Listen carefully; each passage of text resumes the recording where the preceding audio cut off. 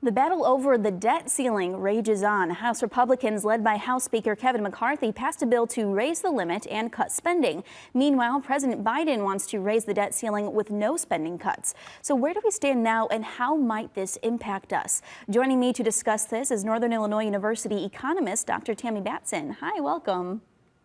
Hi, welcome. Thank you for having me. Of course. So let's just start with, where does everything stand right now as far as the debt ceiling goes?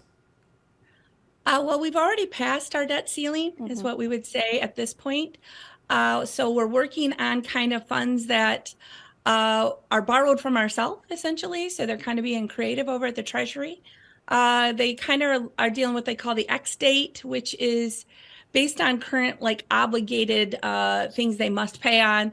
When are they going to run out of just this special way of paying these, this, because they can't borrow any new money until this debt ceiling gets passed.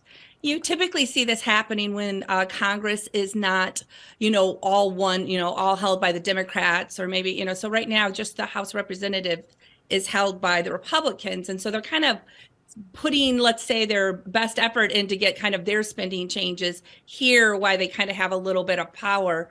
That's why you're kind of seeing this. It happened before in 2011 as well, where, again, they were trying to stop this debt increase. And so how would defaulting on the debt impacts the global economy? Well, a lot of people own the U.S. debt. We have this $31.5 trillion debt that they're trying to raise at this point. And so if it currently if we say we can't pay on that, that's going to lower our credit rating.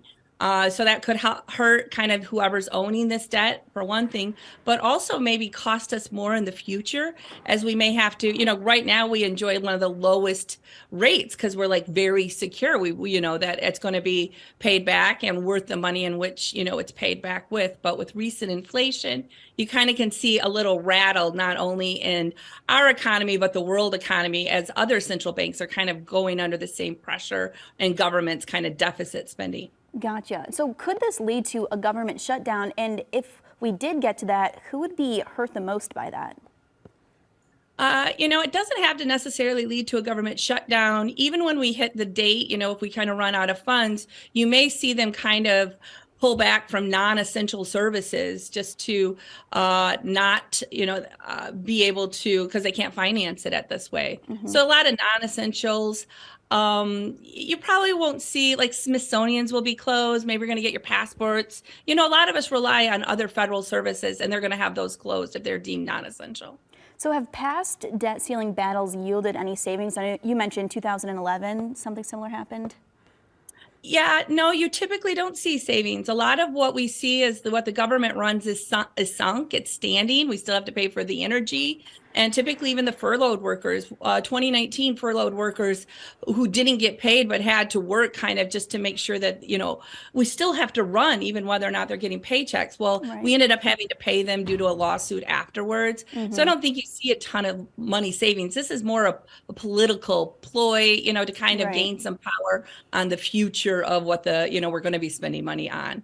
Saying that, we have had some inflation. So you want somebody up there kind of saying, are we spending this money in a way that, yields return for our country as well? Absolutely. Well, thank you so much, Dr. Batson, for being here. We appreciate it. Thank you for having me.